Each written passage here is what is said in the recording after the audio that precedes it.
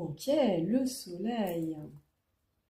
Alors, ce qu'on te dit avec la carte du monde, et c'est très rassurant pour moi, surtout avec le soleil à côté, c'est génial même, c'est que tu te situes à la fin d'un cycle.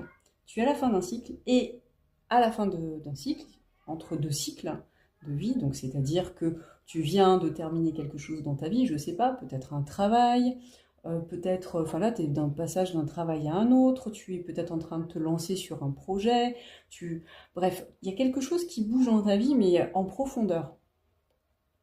Et là, comme tu es dans ce passage, tu as beaucoup de choses pour moi à gérer, beaucoup de choses à observer en toi et à l'extérieur de toi, ce qui fait que tu te sens en pleine incertitude en fait. Mais on te dit là avec cette carte, avec la carte du monde, et c'est très rassurant, c'est que tu es protégé, déjà, d'une. Je sens avec cette carte, avec cette couronne de fleurs, de feuilles, que tu es très protégé en fait.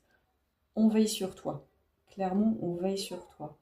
On te dit de ne pas t'en faire, que euh, tu es très relié pour moi avec le monde spirituel, avec le monde éthérique. Et, euh, et tu n'as pas à t'en faire. En fait, tu es protégé, tu es guidé. Et vraiment, c'est pour moi, c'est vraiment, comment dire, repris avec la carte du soleil, parce que là, tu vois, t'as un visage dans le soleil. Alors, pour moi, tu es protégé. Tu as ce cheval qui soutient cette petite fille aussi sur la carte.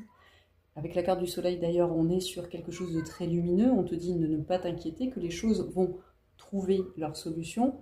Mais simplement, là, tu es dans une phase de repos après la tempête. En gros. En gros, tu es dans une phase de récupération et on te dit de te laisser aller, de te laisser guider, peut-être par des synchronicités, parce que tu es guidé. Tu es clairement guidé pour moi. Donc déjà, les énergies générales, elles sont hyper rassurantes. Donc si tu ressens du stress pendant ce passage, pas d'inquiétude. Ça peut être simplement ça, et c'est certainement simplement ça, c'est que les énergies bougent autour de toi, et tu dois simplement accepter des fois de ne pas tout contrôler, j'entends. Ok. On va passer à la suite du coup. Alors, moi j'aimerais savoir justement, bah alors là on a un peu répondu pour moi à la question. La seconde question que je me posais, c'est-à-dire, c'est la racine du blocage.